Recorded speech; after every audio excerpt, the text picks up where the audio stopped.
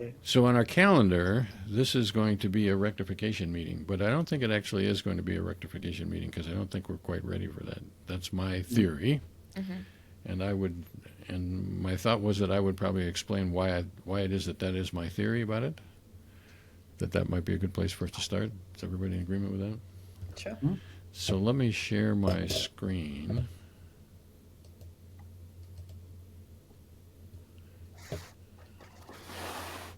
It's always a little dilemma what I'm supposed to do here. So I think maybe I'm supposed to share screen 3.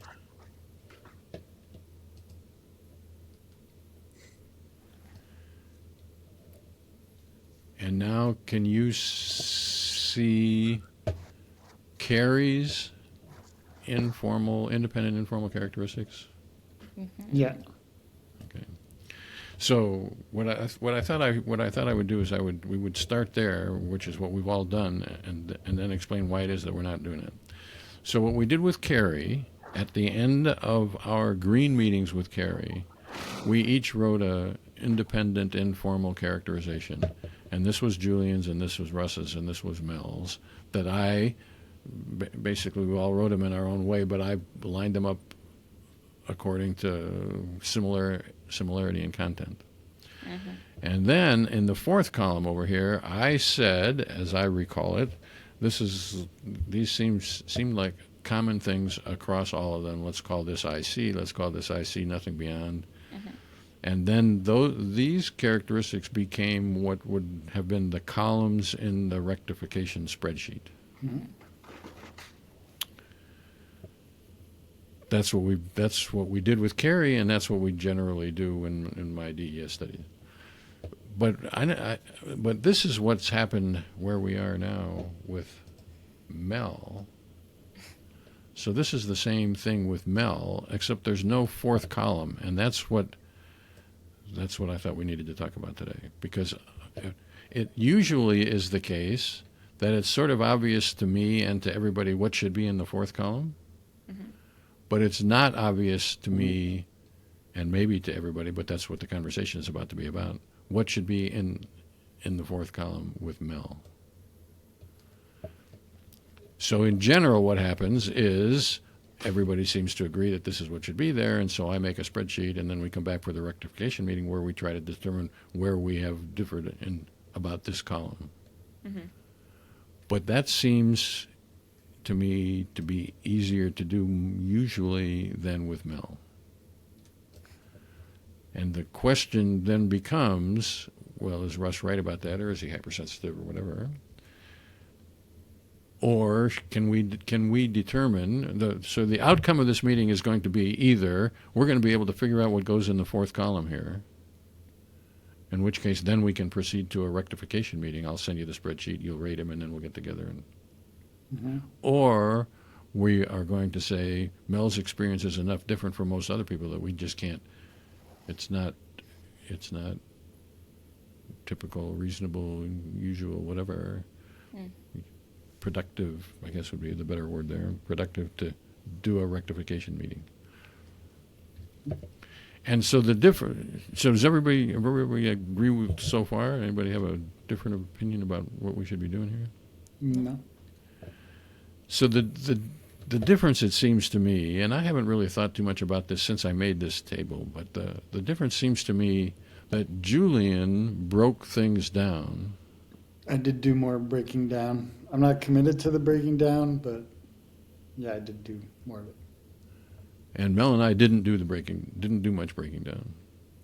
And the question is whether we should follow Julian's model or whether we should follow Russ and Mel's model or whether we should figure out what to do about it. And I'm not committed to anything here. I'm happy to have us figure out what to do here about it. I feel like if we describe Mel, it'll be more as a continuum. Hmm. Sometimes you had some nothingy things. Sometimes it really seemed like nothingy. Sometimes it seemed like maybe a little bit of something, a little bit of writing an email. And then yeah, I think we'll kind of describe something that's more of a continuum and then describe your samples where you were absorbed in conversation or movies or whatever. And then maybe describe ones where you were very absorbed. Um, yeah, whether it's useful to break down and like distinguish different ones, I don't know. I mean, because So my worry about that, and I want to repeat that I'm not, I don't see myself as knowing the truth with a capital T about this, but it, I'm, I worry that if we were to do what Julian just described, either as a continuum or as a breaking down, that we would in some way miss the important part of Mel's experience. Because I'm not, we might be able to agree in some way, in some case, that Mel seems more nothing, less nothing about this. But I'm not sure that that would actually characterize Mel's experience. That would make it seem like, well, Mel had a continuum, and we were going to rate her samples on this continuum of how much of that was nothing or something. And I'm not convinced yet. Well, maybe I'll be convinced at the end of today, but I'm not convinced that that would do Mel justice. I sort of found, I think on a similar line when I was trying to write this, that I was drawn to highlighting what is, I was going to say actively not in my experience, but, I was drawn to describing what I have the ability to block out. I guess I found noting that more interesting than highlighting the like slight differences in nothingness and stuff. I found that if we were thinking broad picture about characterization, it was what I was able to not get distracted by, in inverted commas, that I found most peculiar, I suppose, as opposed to a Kerry where you're picking out the individual things that are, the elements that make up her. I found it was more the stuff that made me up was sort of the opposite, if that makes any sense, which then probably makes it hard to codify and spreadsheet.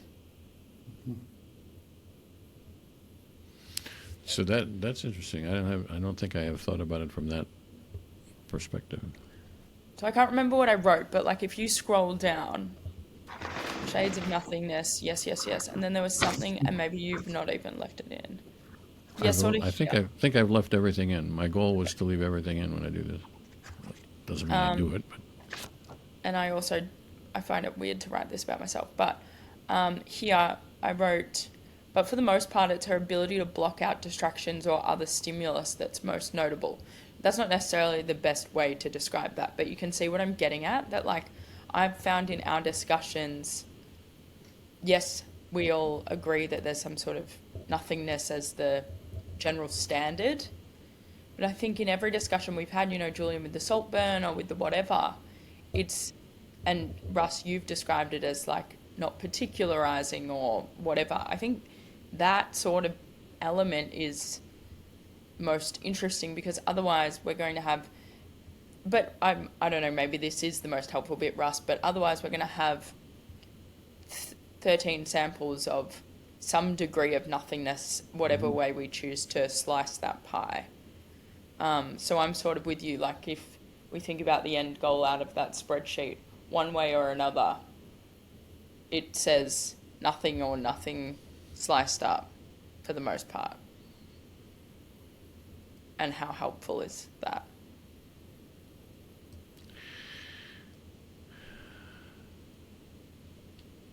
so let me A, try to remember, and B, try to explain what it was that I was trying to write here. And I probably should have looked at this before, but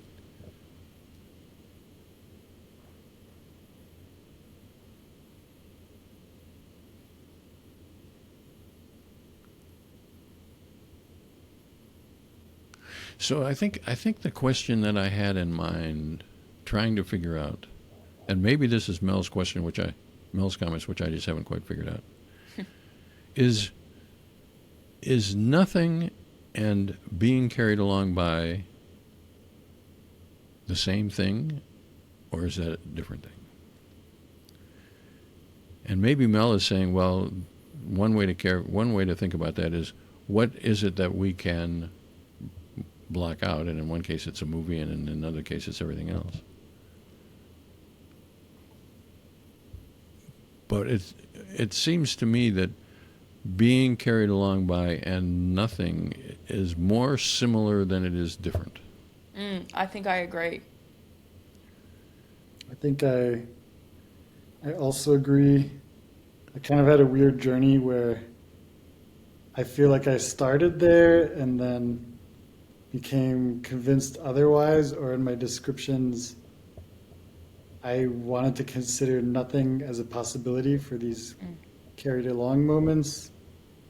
And then in our argument, Russ, you like I was shaken out of that. But I feel like it's not nothing. Like calling it nothing is wrong. It's like the distinctions between nothing and something are almost irrelevant in a way. So I will say that when I wrote, in my recollection of writing this, when I was trying to figure out was writing this, I had a thought, I should say, that this may be close to where Julian started. So I think I'm agreeing with what you just said. Then I went back and looked at it, and what got us down the wrong track, or a different track or whatever, was that you wanted to say that was content free. Yeah. You wanted to say that there was no content in the movie, which I didn't think was correct. I thought Mel was totally into the content of the movie. She knew what was happening in the movie. And so I was objecting to content free. But maybe what you actually wanted to be saying, or were saying, and I didn't hear, or whatever, is more like not figurized. It's not like it's content free. It's that there's no additionalized, no figurized, on Mel's part, content. Yeah, I think something. There's definitely something I wanted to say about it. It seemed to describe it. I feel like we'd have to come up with something, some way to describe it. Yeah, it's not figurized. Not figurized. I kind of think of the figure ground thing. So That was what I had in mind. Not figurized means Mel is not making an experientially figure ground on her own. okay, I kind of get it with the metaphor. And so if she's watching a movie and the director or the actor, whomever, is, conveying a car chase or whatever, it's not like she doesn't have any content. There's no car chase content. Yeah. It's that she is not creating of her own the content. And when there's nothing going on, what I think that says is it's not like there's nothing actually happening around her. There's the sound of the air conditioner and the dog barking or whatever, but she's not singling out something. Nothing singled out. So maybe singled out is better than not figurized. That That's feels- what I meant by particularizedly experientialized. I couldn't figure out what to say about that. Yeah. But exactly, that is at the heart of it. That is sort of what I was trying to say in a roundabout way at the start too. I think that's the interesting thing. The levels of nothingness is sort of exactly missing the point. I think it's this not singling anything out, regardless of what it is. For the most part, in all of these samples, that's sort of the case. Not just being carried along by whatever it is, movie, conversation, or I'm autopilot vacuuming, whatever it is, nothing is singled out for the most part. Mhm.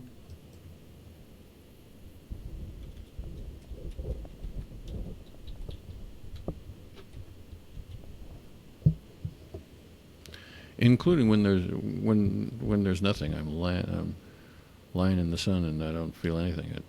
It's not like there's nothing going on, but there is nothing which is experientialized. That singled out, experientialized, figurized.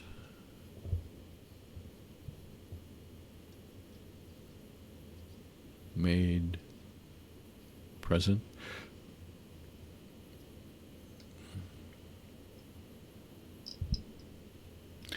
So let me back up a little bit and talk about the process. Let me speculate a little bit about the process, or describe a little bit about the process. So what I think might happen here is we might agree amongst ourselves today that we and it seems like we are. It seems to me like we are sort of in agreement that the heart of the matter for Mel's experience is she doesn't do a lot of Mel-izing what's going on. She's taking it in. Sometimes she's not taking it in. Editorializing, almost. There's no editorializing. Definitely not. And so what I think happens if we get to the place where we agree, which I think maybe we are, that this is sort of the heart of the matter, then we're going to do the best we can today of putting that into words, and maybe it's going to be not singled out or editorializing or particularized, experientialized or figurized or whatever. We're going to write some kind of a description that we can all agree about. But and we will also agree that maybe it's not very good.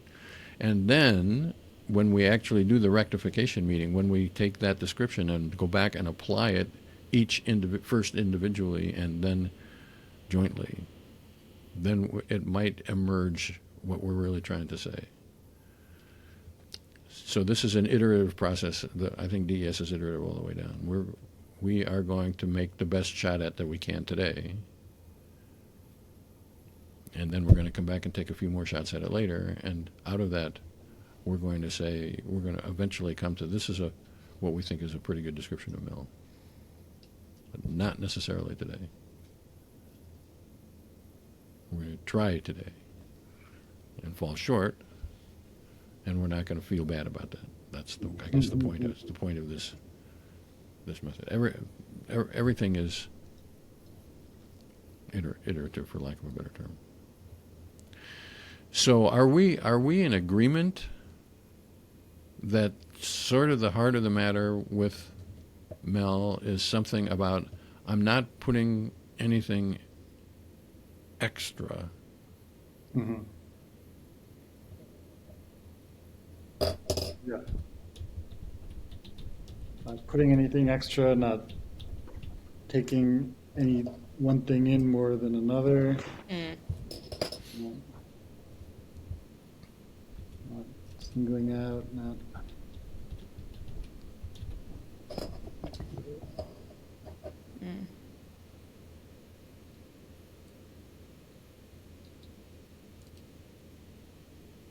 Yeah.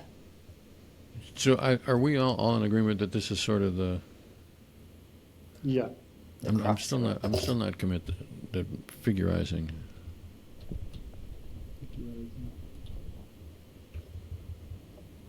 That might be the best one, but I'm not sure.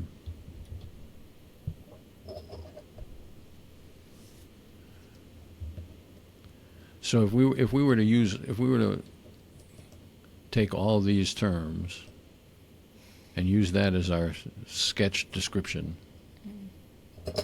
and then try to apply that to all the stuff, we could do that? think Well, so. yeah, apart from there's definitely sensory awareness Right. that's present beyond that. Yeah. So the question is, let's imagine ourselves as doing this. Let's say we agree that we're going to write some kind of a little description that we're going to call something in this ballpark, Yeah. and then we're going to apply it to some samples where there's nothing going on. It's even less than autopilot. There's nothing. You can't even say she's vacuuming. There's nothing. And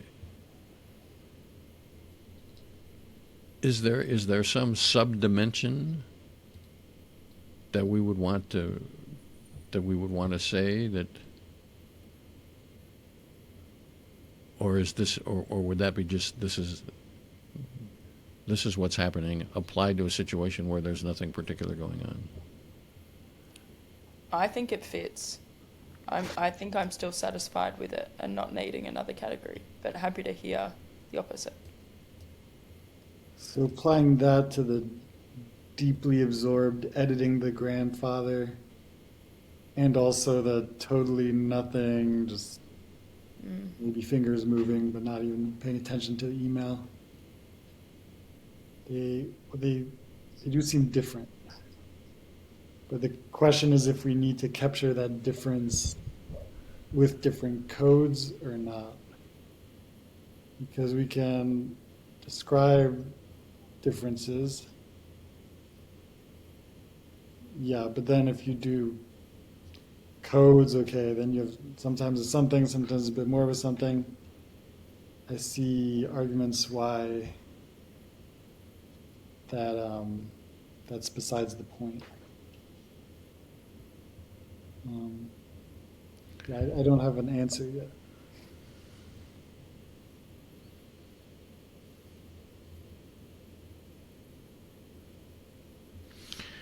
I don't think I have an answer either.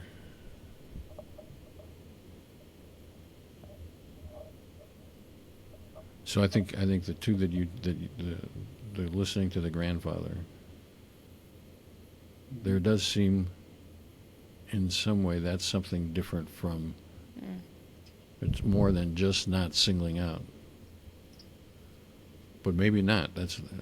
And if it is, what is it?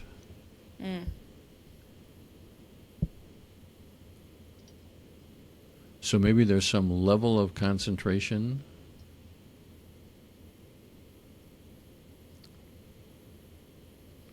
But also then in a weird way it just feels like that's content dependent, right? So it's actually the same thing, but the content that I am involved with at that point is so gripping or whatever that it's doing something different to me, but on an experiential level, I'm still not singling out, I'm not editorializing, I'm not particularizing.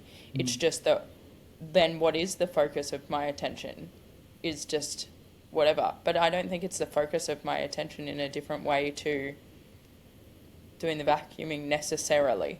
Not strongly on that, but I agree that they're different experiences, and if we didn't acknowledge that even just in a description, it feels like we're missing something. However, I actually think they're like codified the same. I don't know how you don't. I see So your that's not a point, helpful that, answer, really. that like in both cases you're not adding, you're not bringing anything to it, you're not editorializing, judging, Yeah. whatever. But in one case, like your granddad is more interesting than like an email about a Steadicam or the Yeah. vacuum, or folding your laundry. So in both cases, you're in it, but there is just more interesting. Like Saltburn Yeah. is more interesting than some other things. Then folding my laundry. Yeah. So maybe what we're saying is that these are all negatives. I'm not melizing.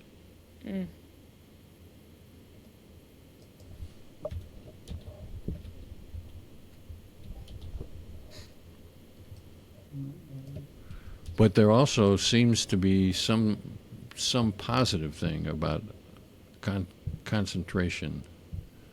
I'm more concentrating on what my grandfather is saying than I am on the Saltburn movie. First off, is that true? Yes. Okay. And I am more concentrating on Saltburn than I am on those samples where I wasn't doing anything. Yeah, exactly right. So there does seem to be some positive something. But that is strictly related to the content of the matter. It just depends how interesting the thing is to me by the sounds. So this is relevant to or reminiscent of the conversation that Julian and I had earlier on, and because it doesn't seem to me that it is particularly relevant to the content, because I think you can be totally interested in what your grandfather is saying, and you can be totally interested in the eclipse of the sun, and those contents would be totally different, but the degree of concentration could be pretty much the same. It seems to me.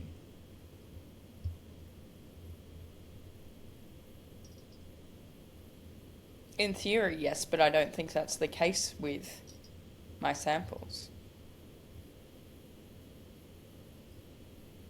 So that would be to say, there's a question, I guess, would that be to say the only concentration I could ever have would be of this, the only really solid concentration I could have would be of my grandfather? Mm-hmm.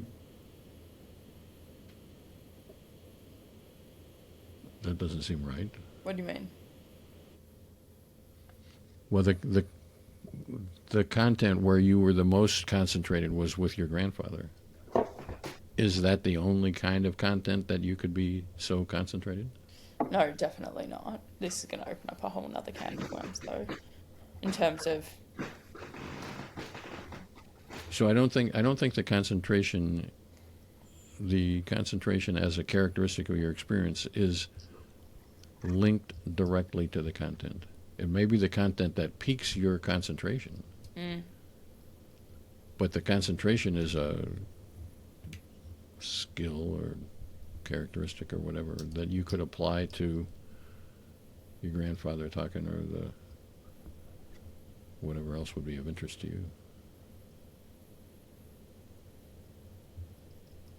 In which case, the concentration would be sort of content-free, not intimately tied to the content. Say that, Russ. Yeah. Well, then, flip it on its head again. I think the concentration level is sort of the same the whole time, whether it's folding laundry, whether it's doing vacuuming, whether it's watching Saltburn, whether it's listening to my grandpa. It is the same? Well, yes, it's just what's more interesting, though. I don't think the concentration level changes. It's just what was more interesting and therefore emotive or whatever. But, there are so many times when I've reported autopilot doing something. Is that passive or not is the question here.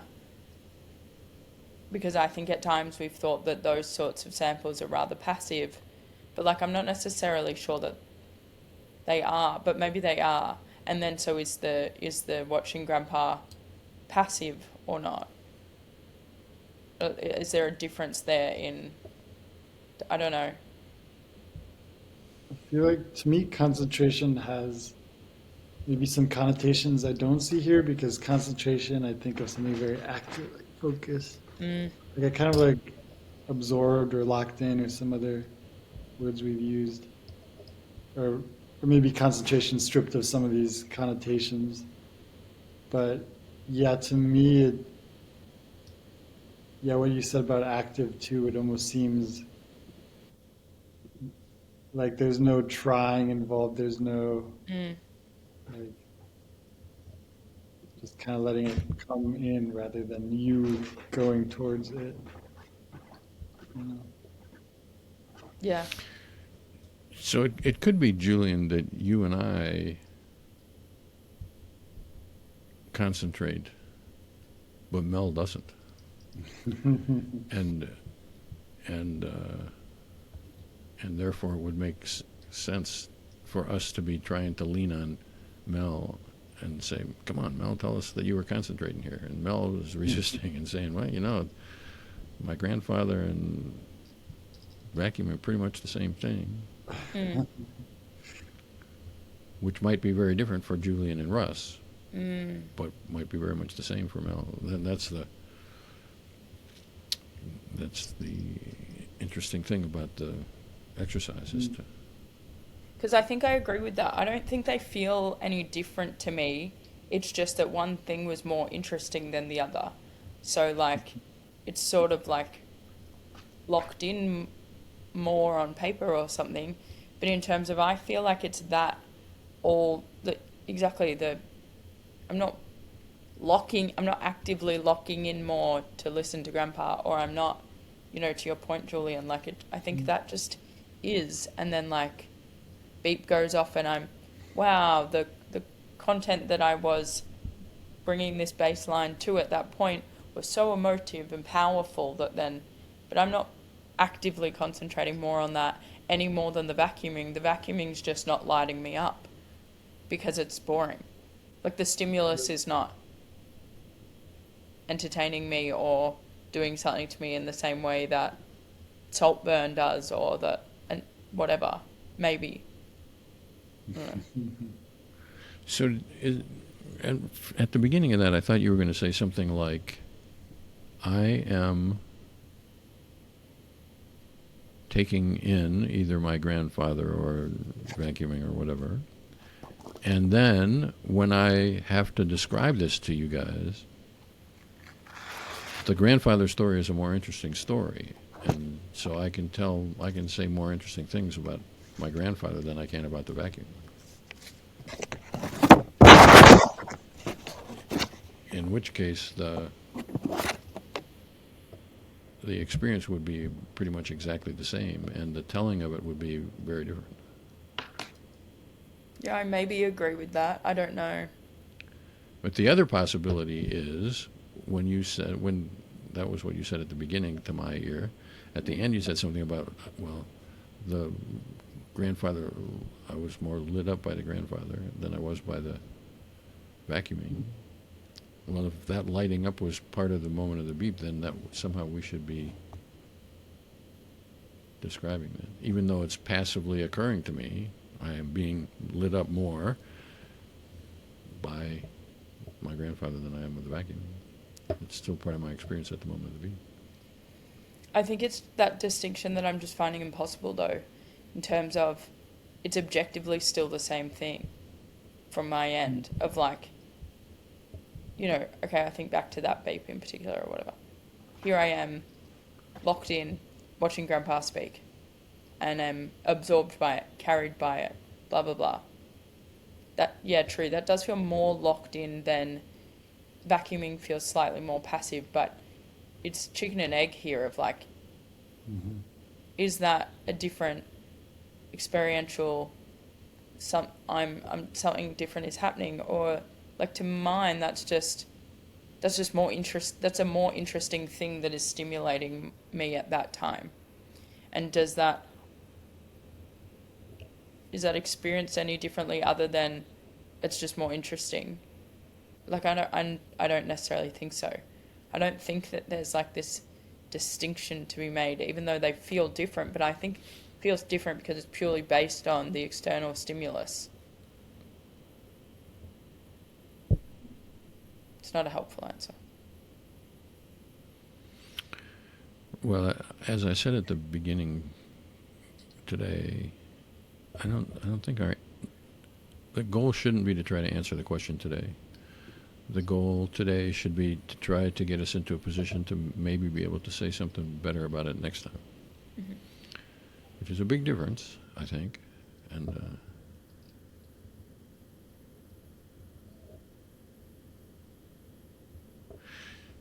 so it seems to me that what we're saying in the absorbed category is we're wondering whether it makes sense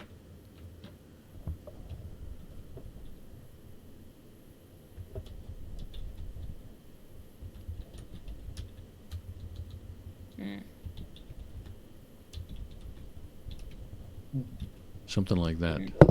Yeah.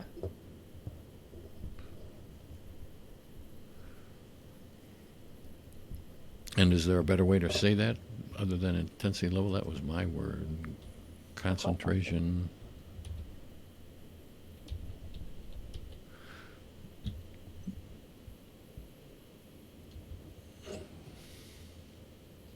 Absorbed.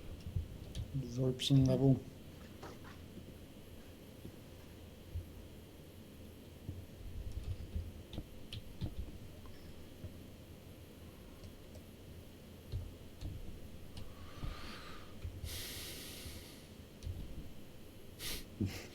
Something like that.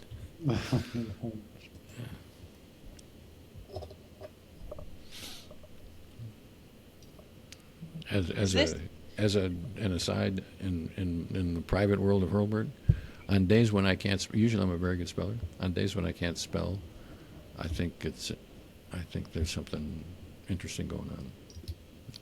Mhm.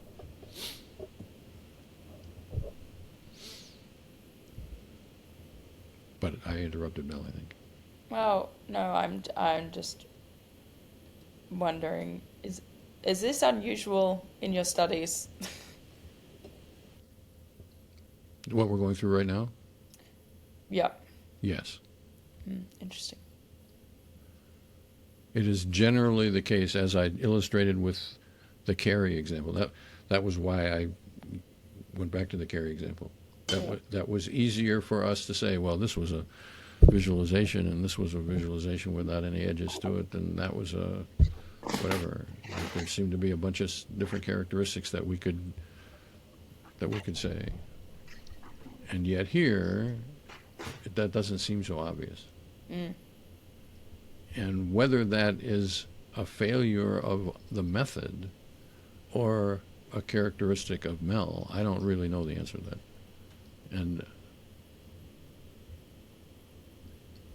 But that is what's interesting.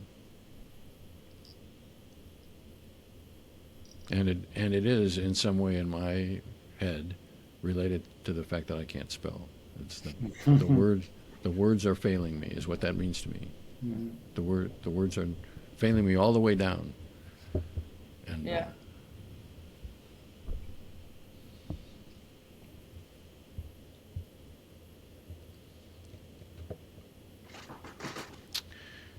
So it seems like it might be worthwhile for us to try to bring this factor into focus on each individual sample. Yeah. In the same way as we would try to bring this factor, this one here, into focus to each individual sample. And when we do that, we might learn something about both of those factors, or not. And that is what makes the rectification. That's the heart of the rectification meeting. The rectification. A lot of people, when I tell them I do a rectification meeting, they see that as, well, you're trying to get a communal agreement between raters or something like that. They see it as a rater reliability exercise. It is not a rater reliability exercise. It's a let's take the occasion for places where we might disagree about things as a way of illuminating a phenomenon. And that's backwards from rater reliability. In the world of validity studies, rater reliability is a bad thing. Rater unreliability is a bad thing. But for us, rater reliability might be useful point of view might provide us. Like right now we are saying, well, when we talk about Mel's grandfather, the chances are good that Julian's recollection of that beep is different from Mel's and is different from mine, and it seems like we're talking about the same thing, but we're not. But when in our own private world, we have to go back and encounter that and rate it or something. When we start rating them in different ways, then might make apparent to us why Julian thinks the way he does, or Mel thinks the way she does, or I think the way I do. That's the goal of it.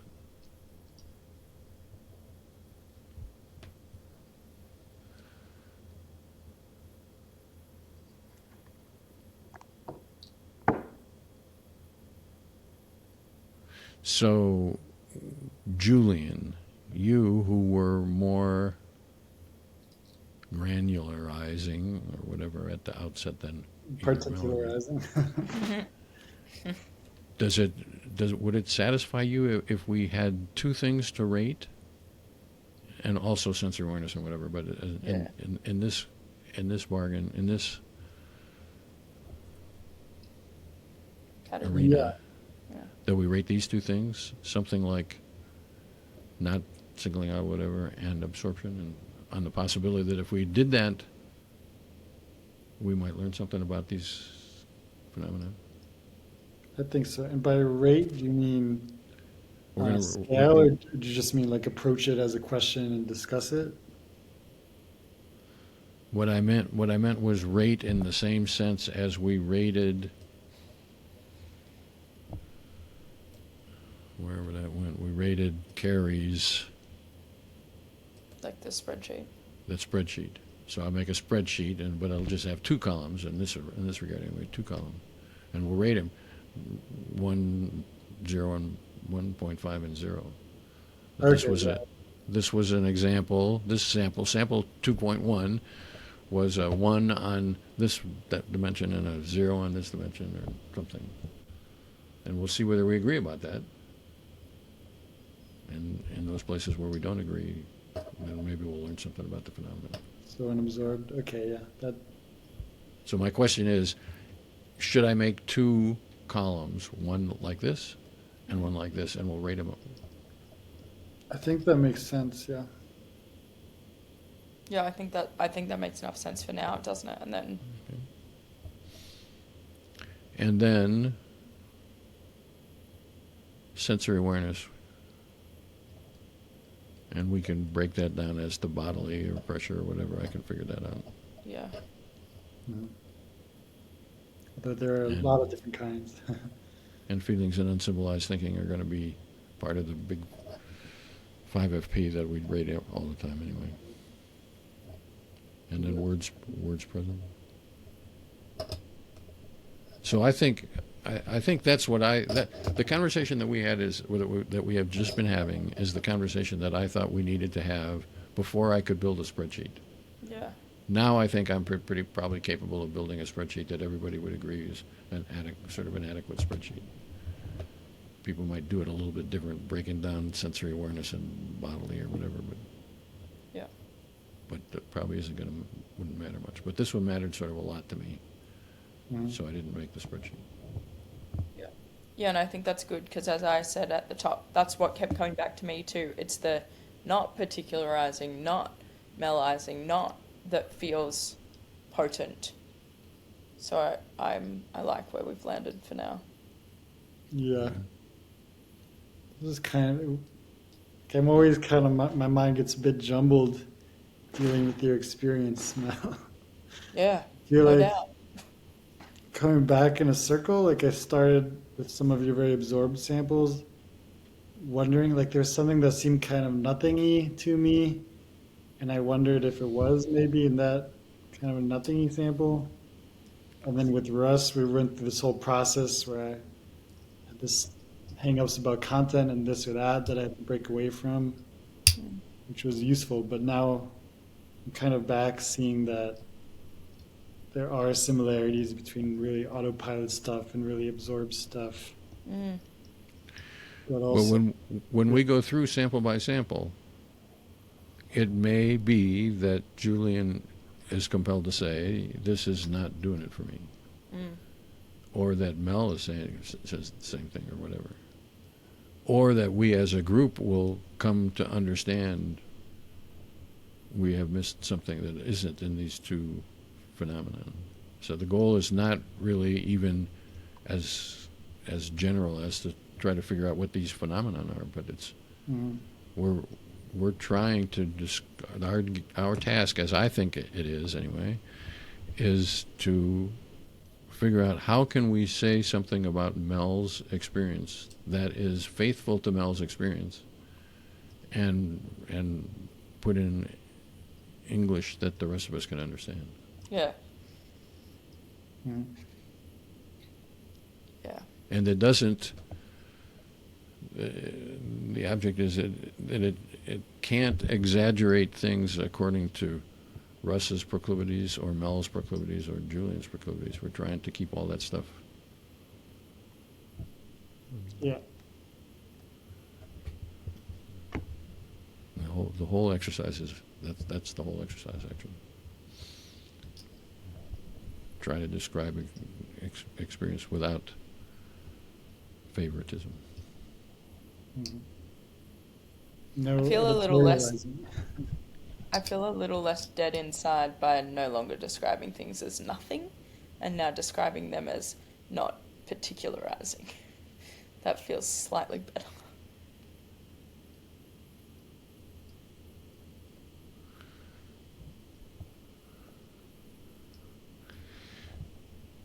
So, without meaning to take a stand on this, and maybe I wrote this in an email to you, Mel. Yeah. Yeah. The Buddhist aim is the clear lake. The clear lake that reflects whatever it is that is there to be seen, Mm. and that is not singling out, not editorializing, not creating or whatever. And I'm not saying that you've reached some kind of higher level of whatever, because I'm not in a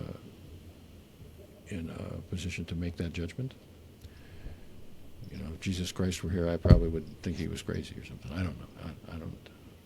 I don't feel like I have the ability to make judgments about that. But I do feel like I'm in a position to maybe make some reassurances or some denegativizations, I think is the way I would see it.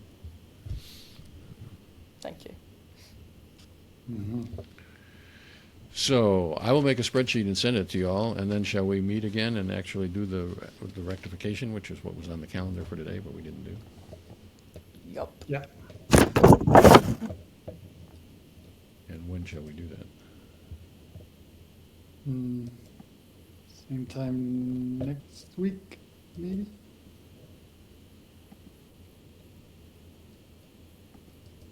That would be the 17th.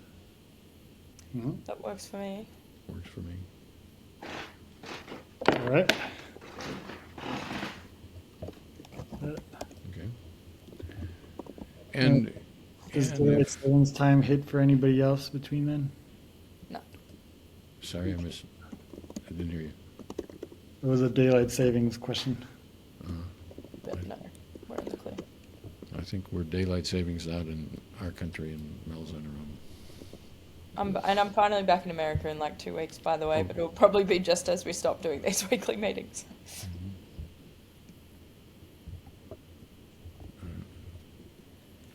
And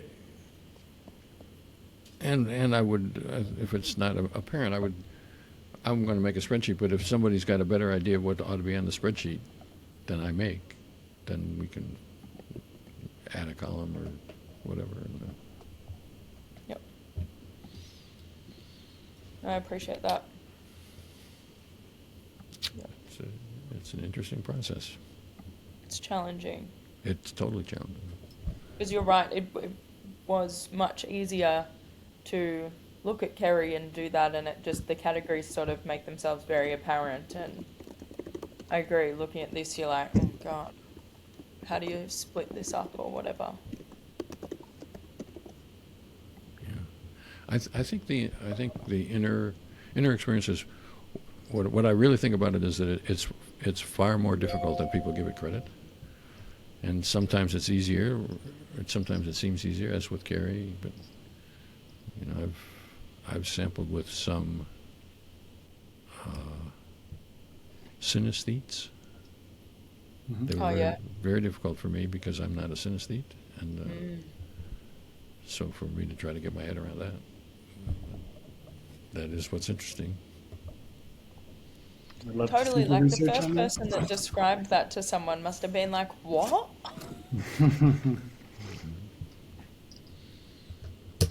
I haven't yet written that down. It's in Cody Kaneshira's dissertation, but we haven't yet published it. It's on our agenda. Hopefully sooner rather than later. That's very cool. All right.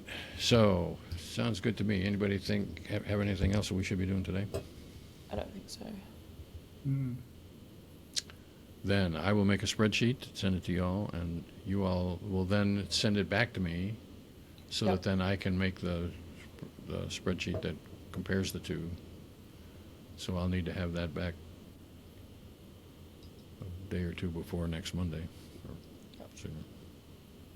Right. Awesome. Thank you very much. Good. All righty. See you next Yeah. week. See you.